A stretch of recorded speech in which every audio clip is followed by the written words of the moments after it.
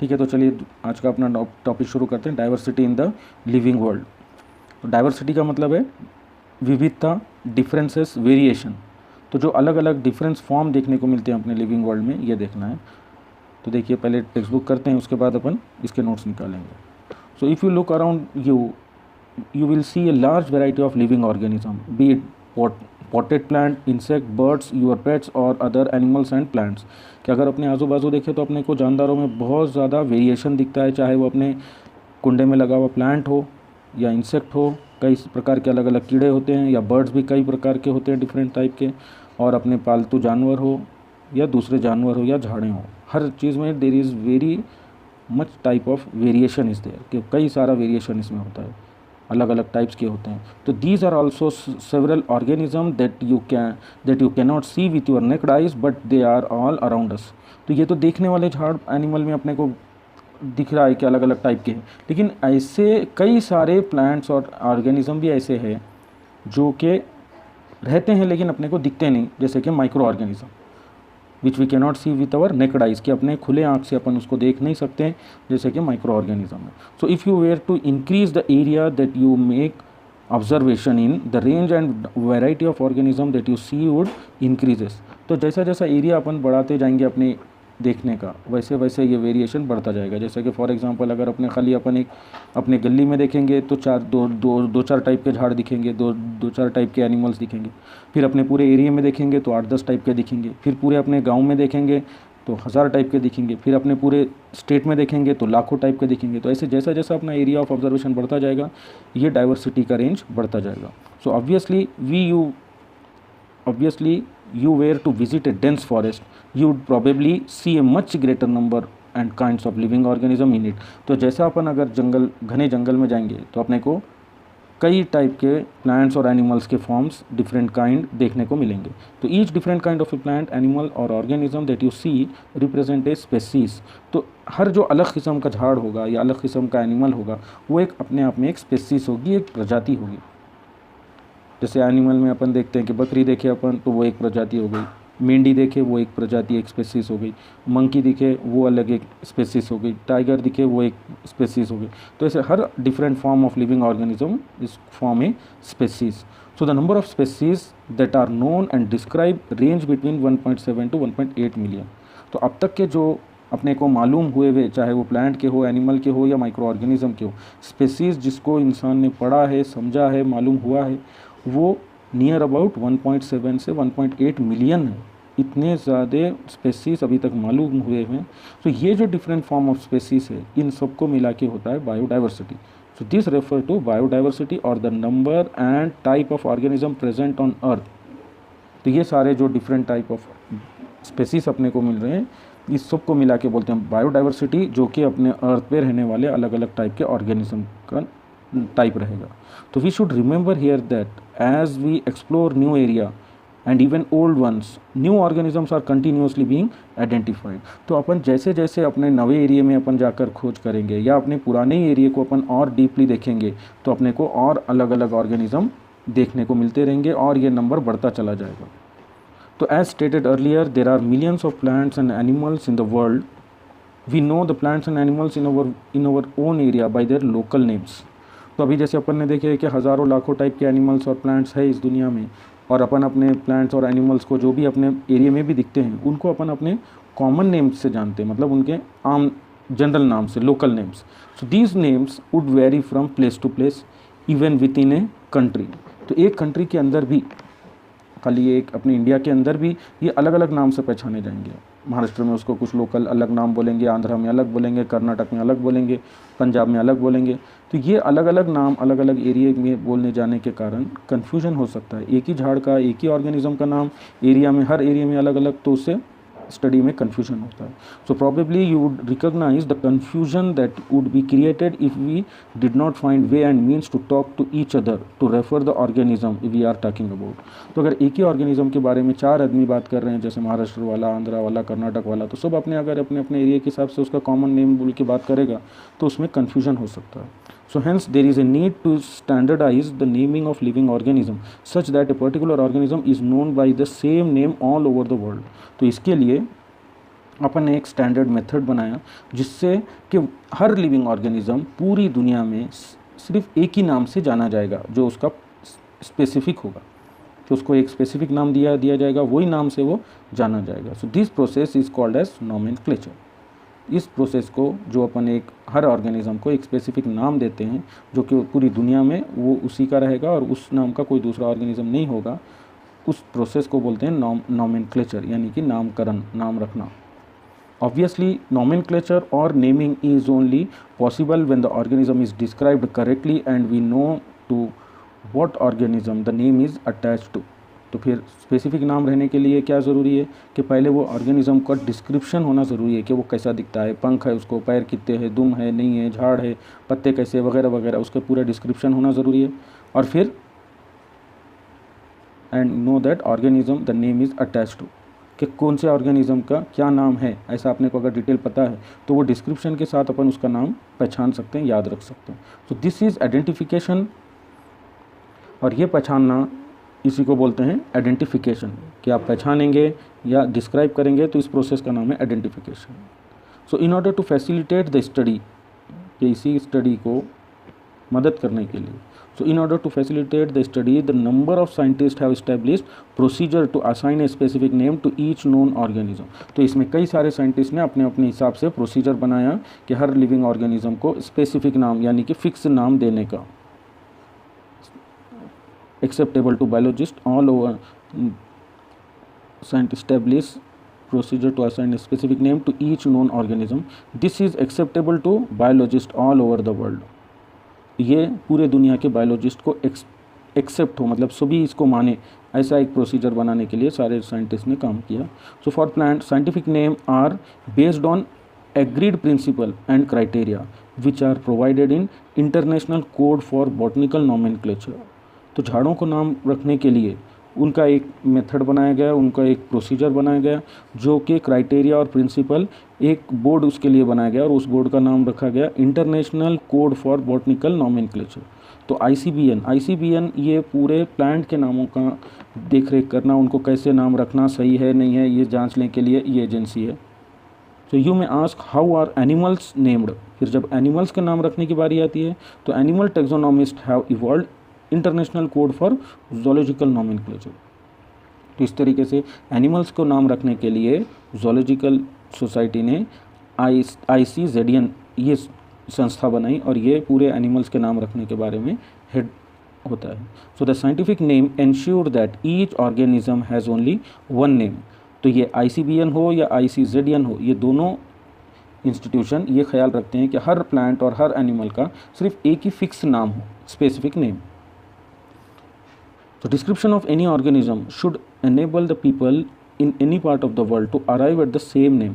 और उसका डिस्क्रिप्शन ऐसे डिटेल में लिखते हैं कि हर ऑर्गेनिज्म का नाम स्पेसिफिक हो और दुनिया का कहीं का भी आदमी उसको वही एक नाम से जान सके। So they also ensure that such a name has not been used for any other known organism. तो फिर ये उन्होंने ख्याल रखा है कि ये एक ही नाम से दूसरा कोई ऑर्गेनिज्म, कोई और दूसरा ऑर्गेनिज्म ना पहचाना जाए, ये भी ख्याल रखा गया है। So biologist follow universally acceptable principle to provide scientific name to known organism. तो ये बायोलॉजिस्ट पूरे यूनिवर्सली मतलब पूरे दुनिया में जो एक्सेप्टेबल है प्रिंसिपल, ऐसे प्रिंसिपल्स को यूज़ करके उनका साइंटिफिक नेम रखते हैं हर ऑर्गेनिज्म का। So each name has two components. अब ये नाम कैसा होता है, क्या होता है, वो देखने जाएंगे। जैसा कि फॉर एग्जांपल यहाँ मैं आपको बताऊँ, जैसे कि सचिन तेंदुलकर। अब इसके लिए सचिन तो नाम कई होते हैं, सचिन पाटिल, सचिन जादव, सचिन देशमुख, सचिन राठौड़, ऐसे कई सचिन हो सकते हैं, एक गली में भी हो सकते हैं। तो अगर कोई गली में आके खाली सचिन पुकारेगा तो कई 2-4 बच्चे जिनका नाम सचिन है वो बाहर आएंगे। लेकिन अगर कोई गली में आके सचिन राठौड़ पुकारेगा तो जिसका नाम सचिन राठौड़ है वही बाहर आएगा, बाकी का सचिन पाटिल नहीं आएगा, सचिन जादव नहीं आएगा, सचिन देशमुख नहीं आएगा।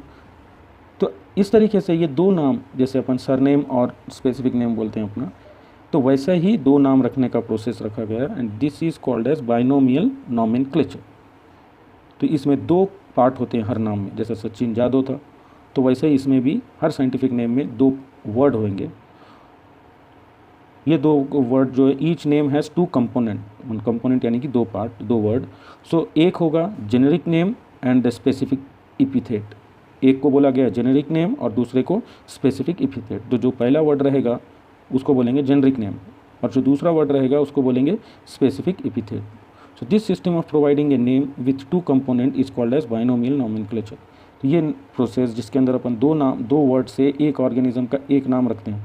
कंफ्यूज मत हो, दो वर्ड है लेकिन नाम एक है, दो वर्ड यूज़ कर कर एक नाम ही रखते हैं। This method is called as binomial nomenclature. So this naming system given by Carlos Linnaeus is being practiced by biologists all over the world। तो ये जो बाइनोमियल नोमेनक्लेचर है ये किसने डेवलप करके दिया हुआ है? कार्लेस लिनियस ने, जो कि पूरे वर्ल्ड में यूज़ किया जाता है। So this name system using a two word format was found convenient. और ये दो वर्ड यूज़ करके नाम रखने का जो फॉर्मेट है ये आसान है, ईजी है, कन्वीनियंट है।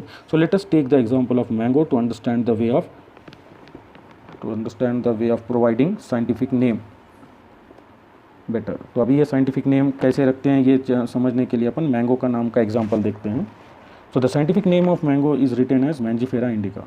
तो साइंटिफिक नेम जो मैंगो का है वो अपन लिखते हैं Mangifera indica. Let us see how it is botanical name. So in this name Mangifera represent the genus while Indica is particular species or a specific epithet। तो ये Mangifera indica जो नाम है इसके अंदर जो Mangifera है उसको बोलते हैं जीनस पहला वर्ड, और जो इंडिका है उसको बोलते हैं स्पेसीज और specific epithet. So other universal rule of nomenclature are as follows. तो बाकी के जो नॉमेनक्लेचर है के जो रूल्स है वो इस तरीके के है कि पहला rules, biological names are generally in Latin and written in italics. कि जो बायोलॉजिकल नेम होंगे ये सारे लैटिन भाषा में रहेंगे और ये जब लिखे जाएंगे तो ये इटैलिक्स यानी कि कंप्यूटर में आप देखते होंगे टाइप करते वक्त बोल्ड, नॉर्मल और एक इटैलिक्स बोल के रहता है जिससे थोड़ा सा ऐसा झुकता हुआ वर्ड हो जाता है, स्लैंटिंग, तो वो इटैलिक्स में लिखा जाएगा। So they are Latinized or described from Latin irrespective of their origin। तो वो कहीं का भी ऑर्गेनिज्म रहने दो दुनिया का, लेकिन उसका नाम लैटिन वर्ड में ही रहेगा और लैटिन में ही उसको डिस्क्राइब करेंगे। दूसरा rule, the first word is in a biological name represent the genus while the second component donate the specific epithet। कि दूसरा रूल क्या है कि उसका नाम का पहला वर्ड रहेगा जीनस का और दूसरा वर्ड रहेगा स्पेसीज का या specific epithet. Both the word in a botanical name biological name when hand written are separately underlined or printed in italics to indicate their Latin origin. तो अभी तीसरा रूल ये है कि ये जो दोनों भी वर्ड है ये दोनों भी जब अगर टाइप किए हुए रहेंगे तो वो इटैलिक्स में रहेंगे, यानी कि थोड़ा सा झुके हुए वाला मॉडल में रहेंगे अगर वो प्रिंटेड है तो, और अगर हैंड रिटेन रखना रहेगा जब वो हाथ से लिखे हुए रहेंगे तो ये दोनों वर्ड को सेपरेटली अंडरलाइन करना है। जैसा मैंजीफेरा इंडिका ये लिखे तो मैंजीफेरा को भी लाइन और इंडिका को भी लाइन, मैंजीफेरा और इंडिका ये दोनों मिला के एक लाइन अंडरलाइन नहीं करना है, दोनों वर्ड को सेपरेटली अंडरलाइन करना है। और अगर ये प्रिंटेड है बुक में, आप देखो जैसे बुक में ये मैंजीफेरा इंडिका लिखा हुआ है तो इसका फॉन्ट थोड़ा सा अलग है, ये थोड़ा सा टिल्टेड इन इटैलिक्स फॉर्म में। तो अभी ये सवाल होगा कि ऐसे क्यों करना है, तो इसका रीज़न ये है कि जो लैटिन वर्ड है और जो इंग्लिश लैंग्वेज है, लैटिन लैंग्वेज और इंग्लिश लैंग्वेज ये दोनों में जो अल्फ़ाबेट्स है ये जनरली सेम है। जैसे अपने हिंदी और मराठी में, हिंदी में और मराठी में अक्षर एक यूज़ होते हैं, लिखने में कोई फ़र्क नहीं समझ में आता जनरली, लेकिन पढ़ने वाले को फ़र्क आता है कि ये हिंदी है और ये मराठी है। तो उसी तरीके से अगर कोई हिंदी लेटर लिखते हुए अगर अपन ने कोई मराठी वर्ड यूज़ किया हो तो पढ़ने वाले को आसान हो बोल के अपन उसको एक निशान लगा देंगे कि ये पढ़ते समय ये पढ़े कि भाई ये मराठी का वर्ड है, दिखेगा 12 खड़ी उसकी हिंदी की लेकिन वो मराठी का रहेगा। तो उसी तरीके से ये जो पूरे सेंटेंस लिखे हुए ये पूरे इंग्लिश में, लेकिन वो इंग्लिश के वर्ड इन सेंटेंस में एक मैंजीफेरा इंडिका ये जैसा आया हुआ है, तो ये मैंजीफेरा इंडिका, ये अपना मैंजीफेरा इंडिका जो एक लैटिन वर्ड है ये इंग्लिश नहीं है। तो इसको समझने के लिए कि it is not an English word but it is an Latin word, इसको इंडिकेट करने के लिए अपने को अगर प्रिंट करा हो तो इसको इटैलिक्स लेना पड़ेगा, या अगर हैंड रिटन लिखा हो तो आपको सेपरेटली अंडरलाइन करना होगा ताकि पढ़ने के बाद जो नॉन टेक्निकल आदमी है उसको समझ में आ जाए कि ये इंग्लिश वर्ड नहीं है, ये कोई और लैंग्वेज है, इट इज़ लैटिन वर्ड है।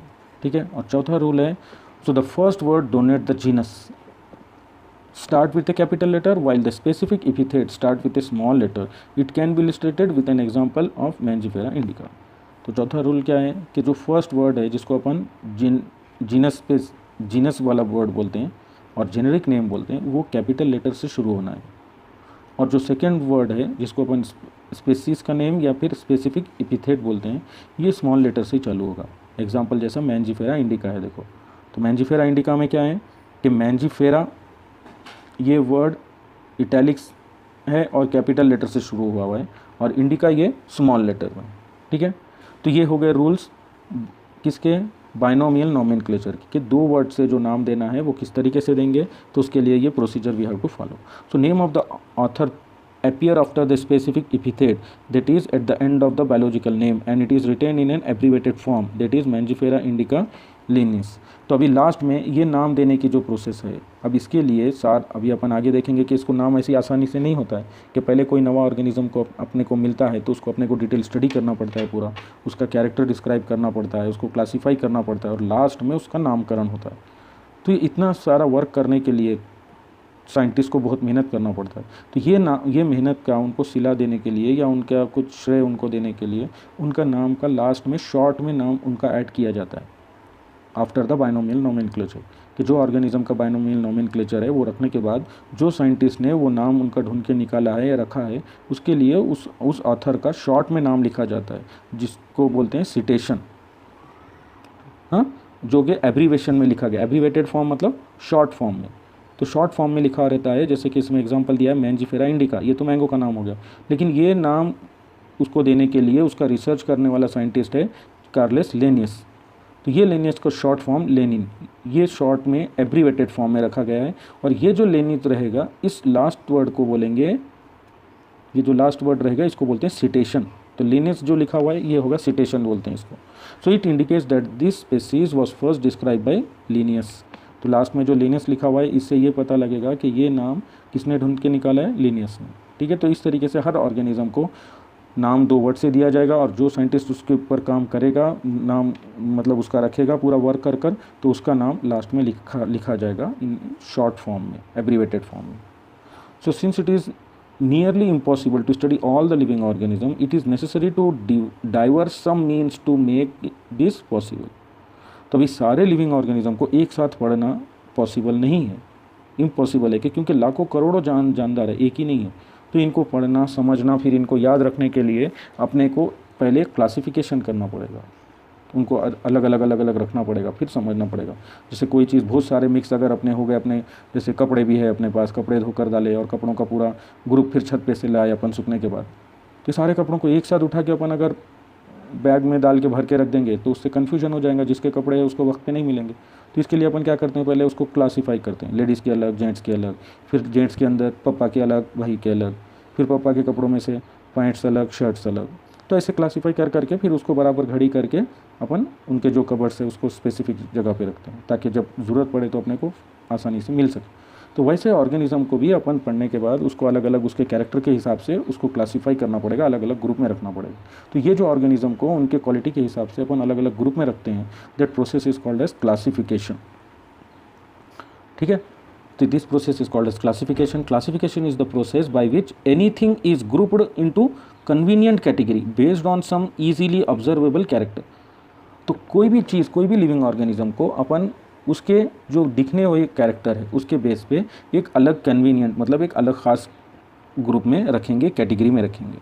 For example we easily recognize group such as plants और एनिमल्स और डॉग्स, कैट्स और इंसेक्ट। तो जैसे अलग दिखने वाले, जैसे कि कुत्ता बिल्ली से अलग दिखता है तो ये कुत्ते की जात की एक हो जाएंगे, कैट्स अलग दिखते हैं वो अलग, इंसेक्ट इन सारे इंसेक्ट का वो ग्रुप में आ जाएंगे। तो जो बेसिक कैरेक्टर अलग अलग रहेंगे, कोई कुत्ता बिल्ली के ग्रुप में नहीं रहेगा या कोई इंसेक्ट डॉग के ग्रुप में नहीं रहेगा। तो जो उनके दिखने के कैरेक्टर है उस हिसाब से अपन उनको अलग अलग ग्रुप में रखते हैं। इस प्रोसेस को बोलते हैं क्लासिफिकेशन। ठीक है, so the moment we use any of these term we associate certain characters with the organism in that group. तो जब कोई अपन ऑर्गेनिज्म को एक ग्रुप में रखते हैं तो उनका कैरेक्टर देख के रखते हैं, उनके कुछ खास कैरेक्टर यूज़ करते हैं और उसको देखकर फिर वो एक स्पेसिफिक ग्रुप में उनको रखा जाता है। So what image do you see when you think of a dog. कि जब अपने को कुत्ता बोल के अगर ख्याल आता है कि कोई जानवर का, तो उसके ख़ास खासियत अपने को खुद दिमाग में आते हैं कि भाई चार पाया जानवर है, दुम होती है, भोंकता है, वगैरह वगैरह, जो भी है उसके कुछ बेसिक करेक्टर अपने को खाली डॉग बोले कि मालूम हो जाते। तो वैसा उस ग्रुप का एक स्पेसिफिक ऑर्गेनिज्म जो रहेंगे वो सेम दिखने वाले, उनको अपन एक ग्रुप में रखेंगे। So obviously each one of us will see dog and not cats. तो जब कुत्ता बोल के बोलेंगे तो फिर ऑर्गेनिज्म के हज़ारों लाखों भी अगर वेराइटी रह गए तो अपन सिर्फ कुत्ते के जैसे जो क्वालिटी रहेंगे वही जानवर का ख्याल करेंगे, ना कि कोई बिल्ली का या फिर कोई और ऑर्गेनिज्म का। So now if we were to think of Alsatians, we know that we are talking about. Similarly, suppose we were to say mammals, you would of course think of animals and external ears and body hairs. तो ऐसे group का है, अपने को आगे आगे देखेंगे कि हर ग्रुप में खासियत है कि जब अगर कोई मैमल्स बोलेंगे तो अपने को दिमाग में ख्याल आ जाएगा। मैमल्स की स्पेसिफिक क्वालिटी होती है कि ईयर पीनना मतलब जो अपने कान के बाहर जो होता है कान, वो कान ऐसा बाहर सिर्फ मैमल्स ग्रुप में ही आता है। तो मैमल्स ग्रुप के एनिमल्स का ख्याल आ जाएगा, बकरी है, शेर है, इंसान है, कुत्ता है, ये सारे मैमल्स में आते हैं। और दूसरी ख़ास बात होती है कि ये मैमल्स के एनिमल्स के ऊपर बॉडी पे पूरे बाल होते हैं। तो ये ऐसे स्पेसिफिक उनके खासियत आ जाएंगे, जैसे ही नाम लेंगे दिमाग के अंदर अपने उनके ख़ास जो कैरेक्टर है वो अपने को याद आने लगेंगे। So likewise in plants, if we try to talk of wheat, the picture in each of our mind will be of wheat plant, not of rice और एनी अदर प्लांट। तो झाड़ों के बारे में भी जब अपन गेहूं का झाड़ बोलेंगे तो अपने को गेहूं के झाड़ के खासियत दिखेंगे, ना कि मैंगो के या राइस के। तो ऐसे हर ग्रुप के एक स्पेसिफिक कैरेक्टर रहेंगे, उस ग्रुप वैसे कैरेक्टर के हिसाब के ऑर्गेनिज्म को ही अपन वो ग्रुप में रखते जाएंगे। समझ में है? So hence all of these dogs, cats, mammals, wheat, rice, plants, animals etcetera are convenient category we use to study organism. तो ऐसे एक एक ग्रुप बनाकर अपन हर ऑर्गेनिज्म के जो भी ग्रुप में उनके स्पेसिफिक उनके जैसे दिखने वालों को फिर उनके अंदर रखते जाएंगे, और जो अलग टाइप का दिखेगा उसके लिए अलग टाइप बनाएंगे। So this specific term of this category is taxa. ये समझने की बात है। तो the specific term for this category is taxa. तो ये जो स्पेसिफिक कैटेगरी का जो मिलेगा उसको बोलते जाएंगे अपन टेक्सा। टेक्सा ये टेक्निकल वर्ड है, टेक्सोनॉमी से आया हुआ। So here you must recognize that taxa can identify category at very different level.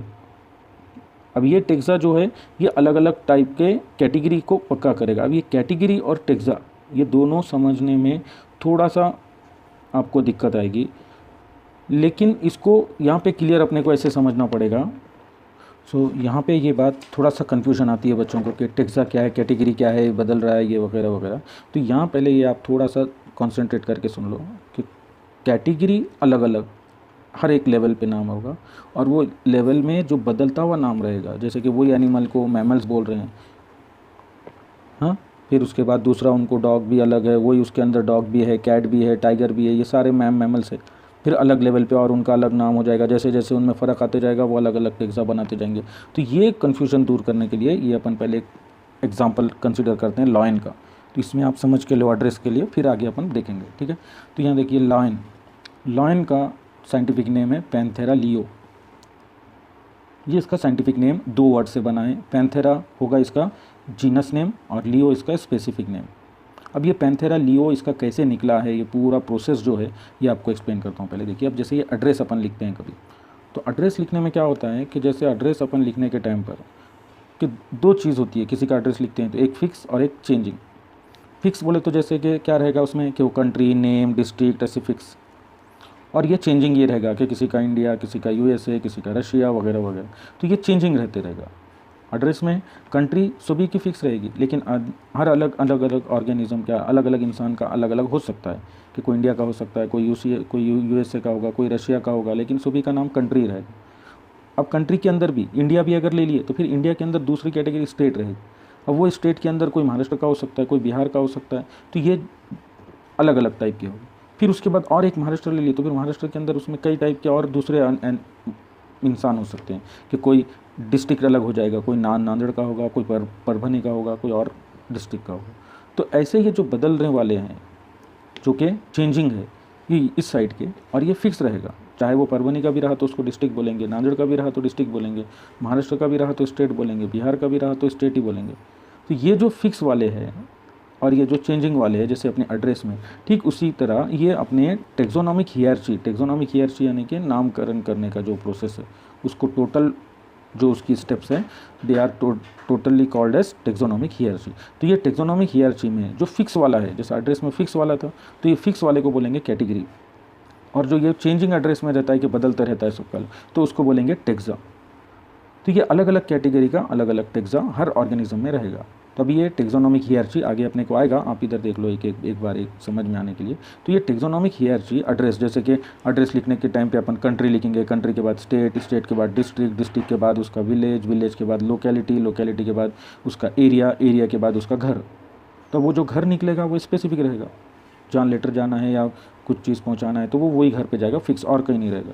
लेकिन वो लोकेलिटी में कई सारे घर हो सकते हैं, फिर वो एक शहर में वो लोकेलिटी के साथ साथ और कई लोकेलिटी हो सकते हैं, फिर वो शहर और शहरों को साथ मिलाकर बनेगा डिस्ट्रिक्ट, फिर डिस्ट्रिक्ट के और कई डिस्ट्रिक्ट को मिला के बनेगा स्टेट, फिर कई सारे स्टेट को मिला के बनेगी कंट्री।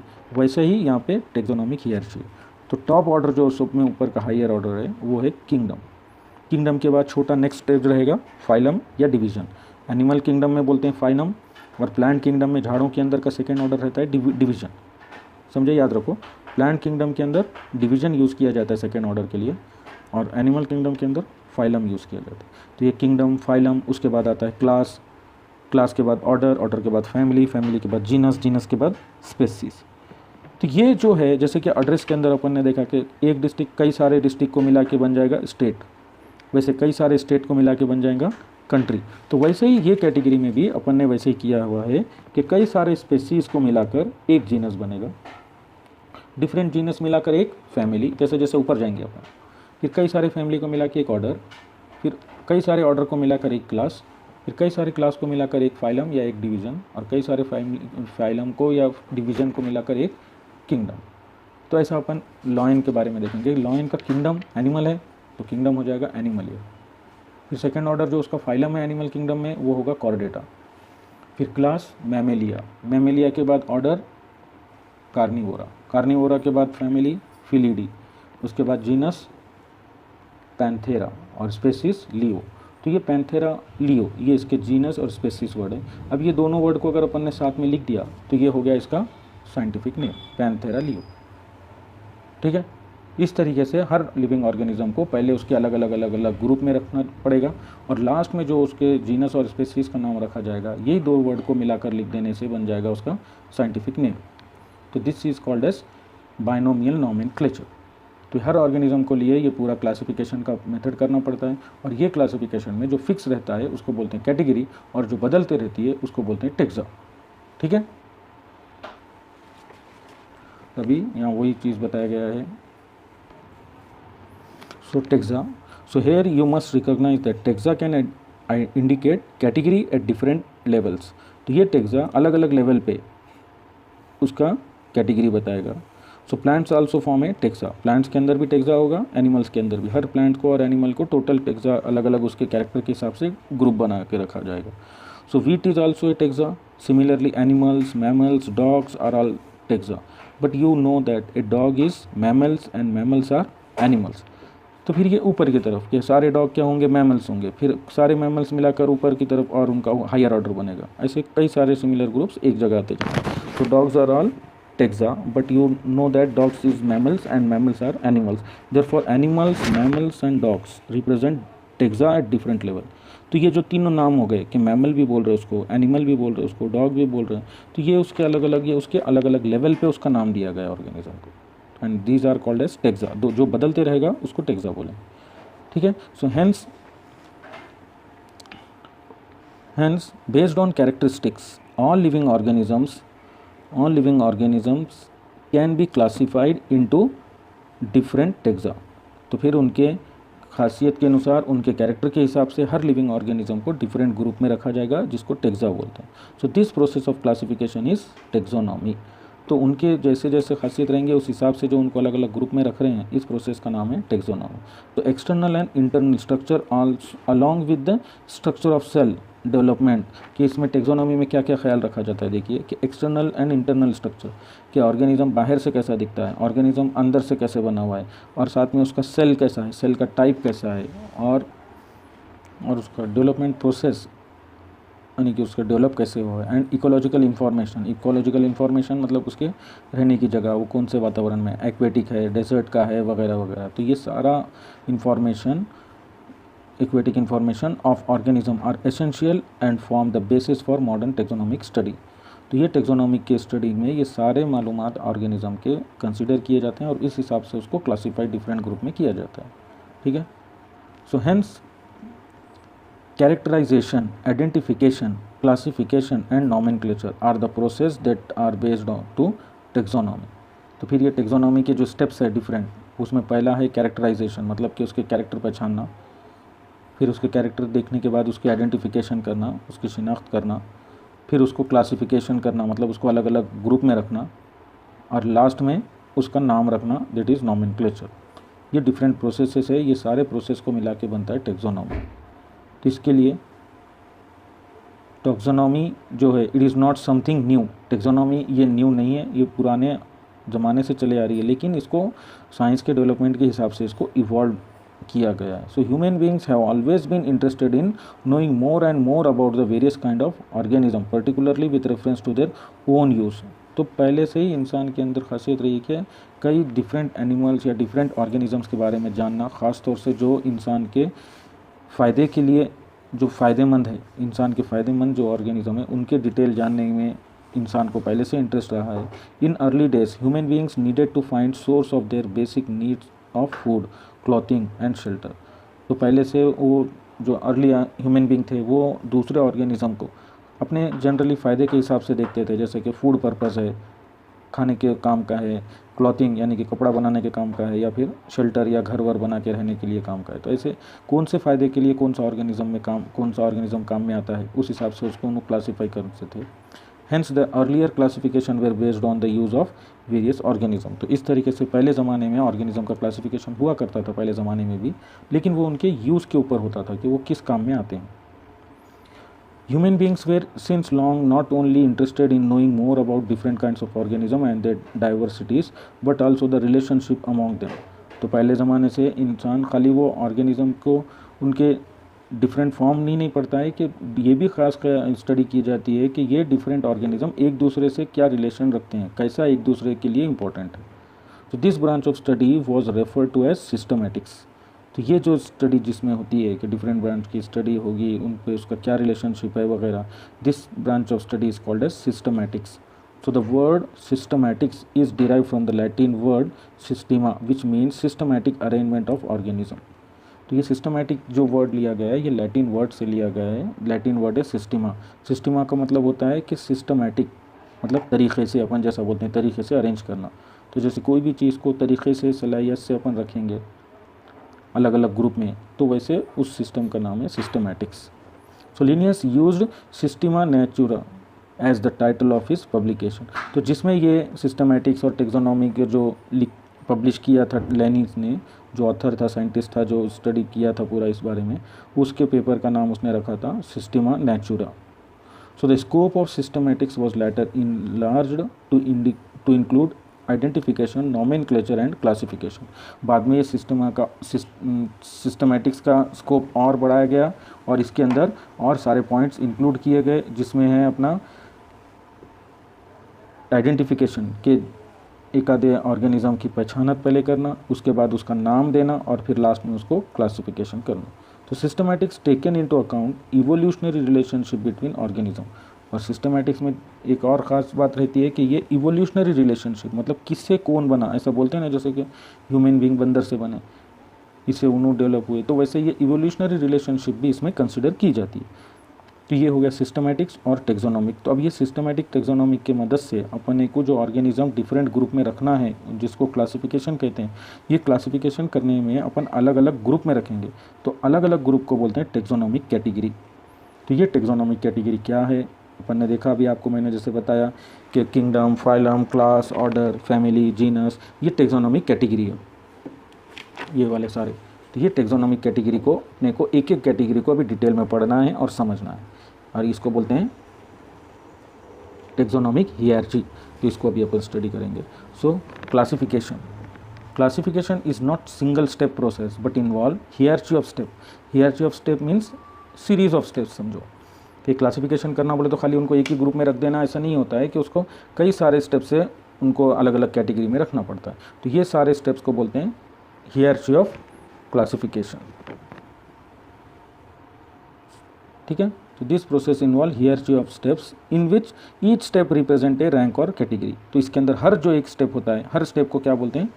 रैंक। एक स्पेसिफिक रैंक होता है या एक कैटेगरी होती है। जैसे कि ऑफिस के अंदर अपन देखते हैं, ऑफिस में class 1 officer, class 2 officer, class 3 officer, तो हर एक का एक रैंक होता है। तो वैसे ही ये क्लासिफिकेशन का भी एक रैंक होता है, ये कैटेगरी होती है कि पहला ऑर्डर का ये, फिर सेकंड का ये रहेगा, फिर थर्ड स्टेप पे ये, फोर्थ स्टेप पे ये, ऐसे ही उनके एक रैंक रहेंगे। Since the category is a part of overall taxonomic arrangement, it is called the taxonomic category. तो ये टेक्सोनॉमिक कैटेगरी हर प्रोसेस का टेक्सोनॉमिक अरेंजमेंट में हर एक को बोलेंगे कैटेगरी। जैसे किंगडम भी एक कैटेगरी है, डिवीज़न भी एक कैटेगरी है, क्लास भी एक कैटेगरी है, ऑर्डर भी एक कैटेगरी है। तो इसको हर एक को बोलेंगे कैटेगरी, और ये टेक्सोनॉमी में यूज़ होती है, इसके लिए नाम दिया गया टेक्सोनॉमिक कैटेगरी।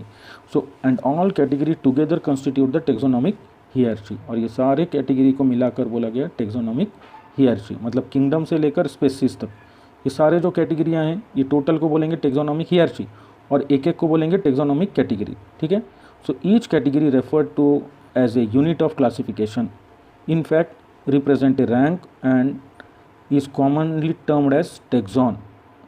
तो ये एक कैटेगरी जो है ये एक रैंक बताती है कि ऑर्गेनिज्म फर्स्ट रैंक में उसका नाम क्या है, सेकेंड रैंक में उसका क्या। Category and hierarchy can be illustrated by an example. Insect represent a group of organisms sharing common features like 3 pairs of jointed legs. तो अभी जैसे इंसेक्ट एक अगर कैटेगरी रखे क्या अपन ने इंसेक्ट, तो इंसेक्ट में ख़ास बात क्या है कि हर कीड़े को, हर इंसेक्ट को 3 पेयर्स होते हैं। 3 पेयर यानी कि 6 पैर, 6। तो हर इंसेक्ट के अंदर 6 पेयर्स रहेंगे जो कि जॉइंटेड, छोटे छोटे पीस जॉइंट करके बना हुआ रहता है। So each insect will have 3 pairs of jointed legs.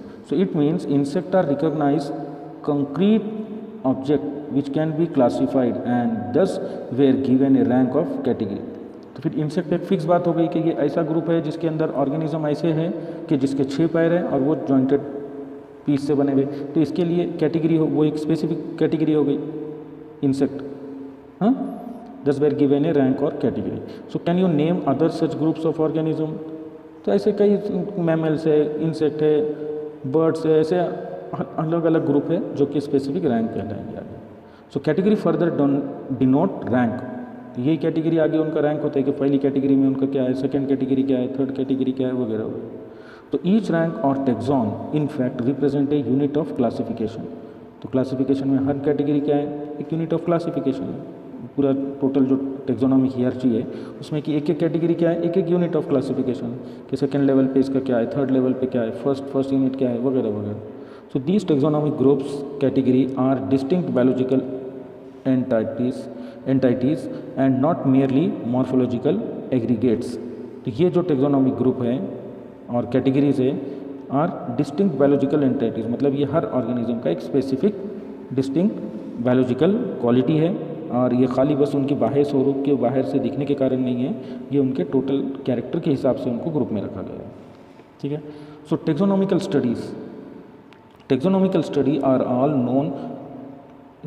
All known organism have led to the development of common categories such as common kingdom, phylum or division for plants, class, order, family, genus and species. तो ये taxonomic study use करके अपन ने हर organism के लिए different category बनाए हैं, जो कि किंगडम है, फाइलम है, डिवीजन है, प्लांट्स के लिए भी, एनिमल्स के लिए भी, और क्लास, ऑर्डर वगैरह वगैरह अप टू स्पेसीज है। So all organism including those in the plant and animal kingdom have species at the lowest category. मतलब ये कैटेगरी के जो अपना टेक्सोनॉमिकल हियरार्ची है इसके अंदर का सबसे टॉप ऑर्डर कौन सा है, ये देखो टेक्सोनॉमिकल हियरार्ची में टॉप ऑर्डर किंगडम, और किंगडम से होते होते होते होते लास्ट जो आ जाएगा वो स्पेसीज रहेगा। तो प्लांट्स में हो या एनिमल्स में हो, कि जब अपने को क्लासिफिकेशन करना है तो टॉप ऑर्डर की सबसे बड़ी कैटेगरी है किंगडम, और उनको क्लासिफिकेशन करते करते जो छोटी कैटेगरी सब में लास्ट बनेगी वो है कैटेगरी स्पेसीज। ठीक है, लोएस्ट कैटेगरी। अगला सवाल रहेगा कि how to place this organism in various category, कि हर ऑर्गेनिज्म को इनके अलग अलग ग्रुप में कैसा रखा जाए। So the basic requirement is the knowledge of characters of an individual और ग्रुप ऑफ ऑर्गेनिज्म। तो मेन खास बात अपने को जो मालूम होना है वो है उनके कैरेक्टर्स, कि हर इंडिविजुअल का जो कैरेक्टर है वो अगर पता लग गए तो उस हिसाब से अपन उनको डिफरेंट ग्रुप में रख सकते हैं। So this helps in identifying similarities and dissimilarities among the individuals of the same kind of organism as well as of the other kind of organism। तो इससे अपने को एक ग्रुप के ऑर्गेनिज्म में एक टाइप के एनिमल्स में क्या फ़र्क है, क्या एक सिमिलैरिटी है, और दूसरे ग्रुप में कैसे फ़र्क है, ये अपने को समझ में आता है। जैसे बिल्ली बोले तो सारे बिल्लियों में अपने को एक समान कैरेक्टर दिखेंगे, और फिर कुत्ते बोले तो फिर वो कुत्तों में सब एक सेम दिखेंगे, और ये जब बिल्ली बोले और कुत्ता बोले तो ये दोनों के ग्रुप में फ़र्क भी दिखेंगे। तो जैसे जैसे ऑर्गेनिज्म है उनके सिमिलैरिटीज़ के हिसाब से अपन उनको एक ग्रुप में रखेंगे, और जैसे ही उनमें फ़र्क दिखेगा उनको अपन अलग ग्रुप में रखेंगे। ठीक है, तो अपन अभी टैक्सोनॉमिक हियरार्ची देखते हैं, नीचे से देखते हैं, मतलब that is in ascending order, कि छोटे से छोटा ग्रुप पहले लेंगे स्पेसीज, फिर बढ़ते बढ़ते बढ़ते अपन लास्ट किंगडम तक देखेंगे। ठीक है, तो द छोटा सबसे लोएस्ट ऑर्डर है, लोएस्ट कैटेगरी इज स्पेसीज। तो टैक्सोनॉमिक स्टडी, अभी स्पेसीज के बारे में देखेंगे अपन, कि taxonomic studies consider a group of individual organism with fundamental similarities as a species. तो जो टैक्सोनॉमिक स्टडी है उसका जो ग्रुप ऑफ इंडिविजुअल है, कि एक जैसे इंडिविजुअल, एक आदमी नहीं आएगा, कि ग्रुप ऑफ इंडिविजुअल जो लास्ट सेम टाइप के रहेंगे, सारे जैसे एक जैसे, उनको बोलेंगे species. One should be able to distinguish one species from the other closely related species based on the distinct morphological characters। कि एक जैसे दिखने वाले एनिमल्स दूसरे स्पेसीज से अलग रहेंगे अगर उसमें थोड़ा भी कुछ फ़र्क आएगा, तो मॉर्फोलॉजिकल डिफरेंसेस यानी कि बाहर से दिखने वाले क्या, जैसे कि बकरी, सारे बकरियां एक स्पेसीज में रहेंगी, लेकिन जो मेंढी होते हैं वो मेंढी थोड़े से अलग है, तो फिर मेंढी अलग हो जाएंगे। बकरी एक स्पेसीज, मेंढी अलग स्पेसीज। हालांकि दिखने में बकरी मेंढी थोड़े से एक जैसे दिखते हैं, लेकिन उसमें थोड़ा भी फ़र्क आ गया तो वो स्पेसीज अलग हो जाएंगे। So let us consider Mangifera indica, mango का नाम है, सोलैनम ट्यूबरोसम पोटैटो का नाम है, and Panthera leo that is lion का नाम है। So all the three animals indicate tuberosum and leo, all the three names that is indica, tuberosum and leo. ये जो लास्ट के तीनों नामों में के वर्ड है इसको क्या बोलेंगे अपन, स्पेसिफिक एपिथेट या स्पेसीज नेम, तो represent the specific epithet. while the first word Mangifera, Solanum and Panthera are genera and represent another higher level of taxon और category। तो जेनरा अपन ने देखा है कि ऑर्डर में हाइयर है, सबसे लोएस्ट ऑर्डर स्पेसीज है, उसके बाद की ऑर्डर जीनस है। तो वैसे मैंजीफेरा, सोलैनम और पैंथेरा जो है ये हाइयर कैटेगरी बताएगा।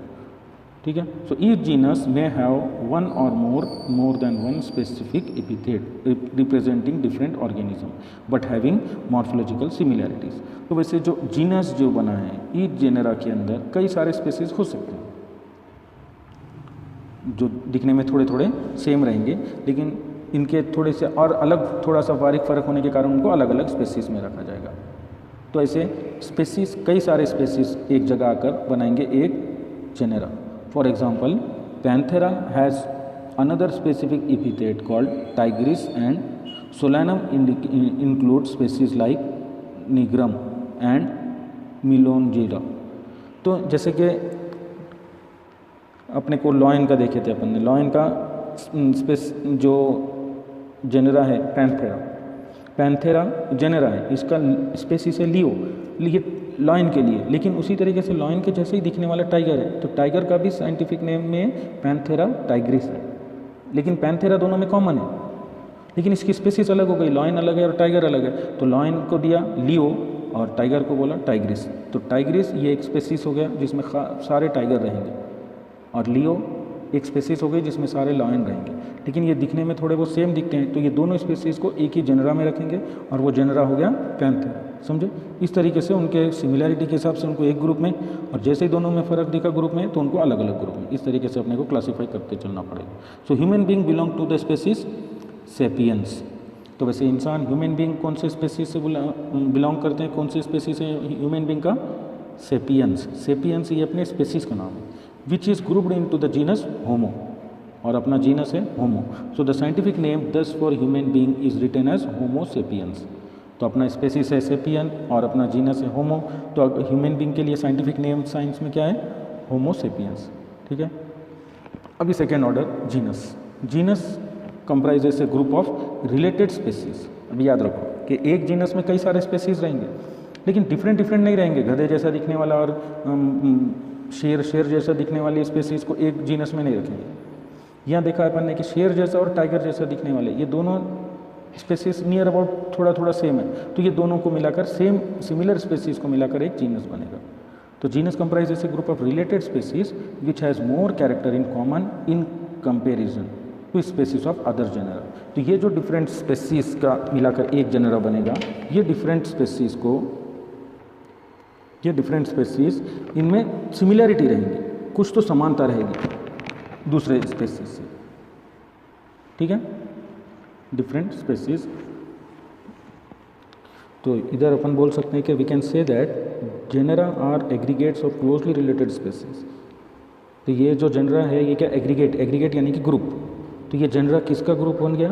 क्लोजली रिलेटेड स्पेसीज के जो एक जैसे दिखने वाले डिफरेंट स्पेसीज है इनका ग्रुप यानी कि genera. For example potato and brinjal are two different species but both belong to the genus Solanum. अभी प्लांट के किंगडम के अंदर आलू और बैगन ये दोनों के अंदर अलग अलग स्पेसीज है, लेकिन इनकी जीनस एक ही है, वो जीनस है सोलैनम। ठीक है, तो but both belong to the genus Solanum. Lion Panthera leo, leopard Panthera pardus and tiger Panthera tigris. तो ये तीनों भी लॉयन, लियोपार्ड और टाइगर ये दिखने में लॉयन एक है तो उनका जीनस हो गया लॉयन, टाइगर एक जैसे है तो उनका जीनस उनकी स्पेसीज हो गई टाइग्रिस, लियोपार्ड सारे एक जैसे है तो उनका स्पेसीज हो गई पार्डस। लेकिन ये आपस में थोड़े दिखने में सेम होते हैं, तो ये सारे स्पेसीज को एक जीनस में रखा गया, जैसे कि पैंथेरा। तो ये लॉयन के अंदर भी जीनस होगा पैंथेरा लियो, लियोपार्ड के अंदर भी जीनस होगा पैंथेरा पार्डस, और टाइगर का भी जीनस होगा पैंथेरा टाइग्रिस। तो ऐसे सेम टाइप के सिमिलर स्पेसीज एक ग्रुप में रखा जाएंगे और वो ग्रुप को बोलेंगे genus. So with several common features are all species of the genus Panthera. तो ये सारे के अंदर बहुत सारे कैरेक्टर ऐसे जो कि सेम होते हैं, लॉयन के अंदर, टाइगर के अंदर, लियोपार्ड के अंदर कई सारे कैरेक्टर सेम होते हैं। So this genus differed from other genus Felis which includes cat. अब ये शेर भी बिल्ली के जैसा दिखता है, लेकिन ये बिल्ली से अलग है, तो ये बिल्लियों को अलग कैटेगरी में रखा गया, उनका अलग जीनस रखा गया, उनको बोले फिलिस। वो कैट्स जैसे, लेकिन जो शेर जैसे दिखेंगे उनको रखा गया है पैंथेरा। तो ऐसे सिमिलर थोड़ा बहुत अगर सेम है तो उनको एक जीनस में रखेंगे, जैसे कि लॉयन और टाइगर में। लेकिन बिल्ली में बहुत सारा फर्क है, तो वो उसको फिर अलग जीनस में रखेंगे। ये हो गया जीनस का। अभी नेक्स्ट ऑर्डर है फैमिली। अभी कई सारे जीनस मिलकर फैमिली बनेंगे। So the next category family has a group of related genera with still less number of similarity as compare to the genus and species. तो जैसा अपन स्पेसीज से किंगडम की तरफ जाते जाएंगे सिमिलैरिटी कम होते जाएंगे, क्योंकि स्पेसीज के अंदर सारे एक जैसे, और जैसे स्पेसीज से अपन ऊपर की तरफ बढ़ेंगे किंगडम की तरफ सिमिलैरिटी ऑफ कैरेक्टर कम होते जाएंगे।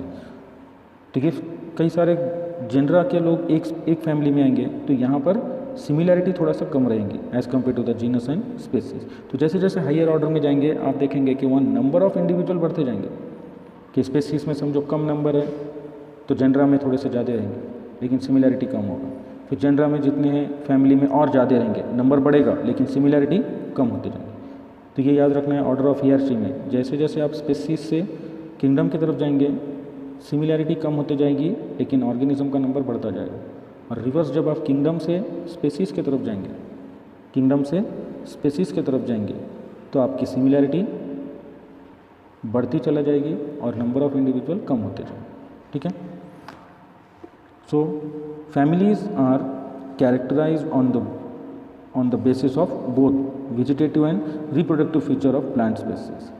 कि फैमिलीज जो है ये प्लांट किंगडम के अंदर खास करके इनका ख्याल रख के बनाया गया on the basis of both vegetative and reproductive feature. Vegetative यानी कि उनका मॉर्फोलॉजिकल कैरेक्टर कि झाड़ कैसा है, और उनका रिप्रोडक्टिव फीचर कि वो उनका रिप्रोडक्शन कैसे होता है, ये 2 पॉइंट को ख्याल रख के उनकी फैमिली बनाई गई। So among plants for example 3 different genera that is Solanum, Petunia and Datura are placed in the family Solanaceae. तो ये जो 3 जेनेरा है प्लांट किंगडम के अंदर, सोलानम, पेटूनिया एंड धतूरा, ये तीनों मिलाकर एक फैमिली बनाई गई जिसका नाम है Solanaceae. So among animals for example genus Panthera comprising lion, tiger, leopard is put along with genus Felis that is cat in the family Felidae. तभी एनिमल के अंदर फैमिली फिलिडी के अंदर ये दोनों जेनेरा को रखा गया। कौन से? पैंथेरा जेनेरा भी है और फिलिस भी। तो ऐसे डिफरेंट जेनेरा एक जगह आएंगे और उनका एक फैमिली बनेगी। Similarly if you observe the features of cat and dog, you will find some similarity and some differences as well. They are separated into 2 different families, Felidae and Candidae respectively. फिर बाद में cat और dog में अलग फ़र्क है, तो इसके लिए इनको अलग डिफरेंट फैमिली में रखा गया, Felidae and Candidae।